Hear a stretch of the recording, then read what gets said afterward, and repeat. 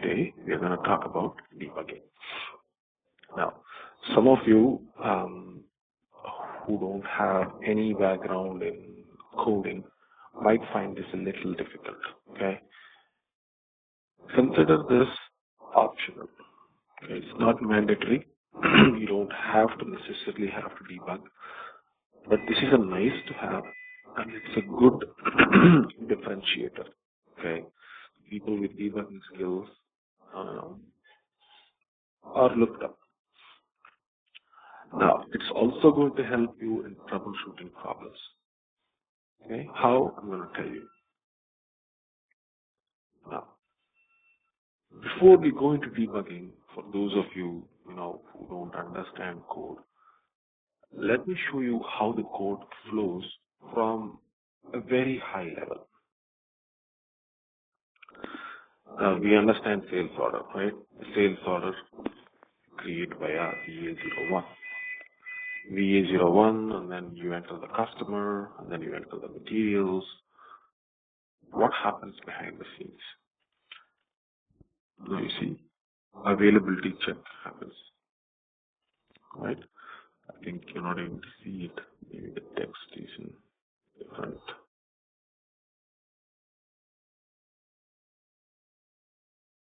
Right? Availability check happens. What happens after that? Pricing happens, right? And then incompletion check happens, whether the document is complete or not. Credit check happens if the document is okay for credit, right? And the list goes on and on and on. There are so many things that happen, like availability check, pricing, incompletion, credit check, transfer of requirements. Before saving, there are certain things that happen. After saving, there are certain things that happen. And of course, the document is saved and the process stops.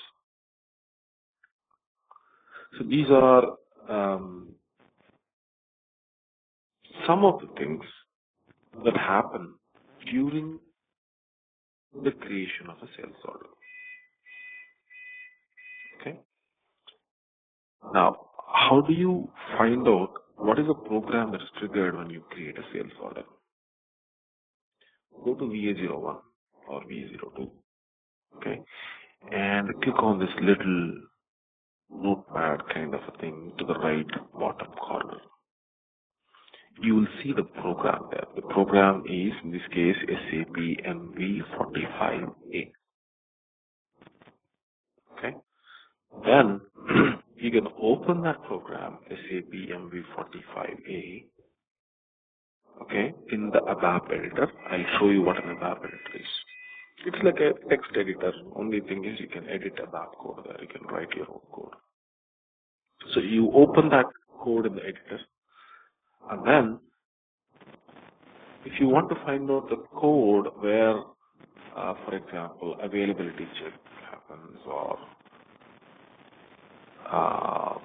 for example, something else happens, say incompletion log happens. Okay, is that noise from my end or?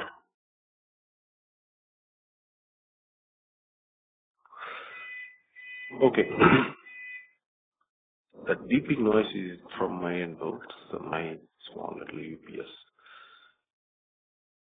So you want to find out where the code is, where certain things like availability check or incompletion or credit management happens. Now we can't find that out because the code is embedded very deep inside.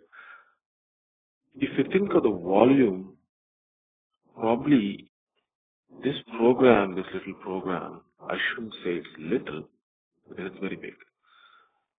I think it runs into the total amount of code that can possibly be run when you create a complex program like a sales order creation would run into many, many thousands of lines. I suspect it will be somewhere around 100,000 plus lines of code. Okay, so in that 100,000 lines of code, I don't think we will be able to find out where availability check happens, where incompletion happens, where this happens, that happens. And it's for a good reason. SAP doesn't intend us to find out where that code is. So why do we even need to bother? Is the first question that might come to your mind. The first situation where you would want to look at the code is something called as a user exit. Okay, so what is this user exit?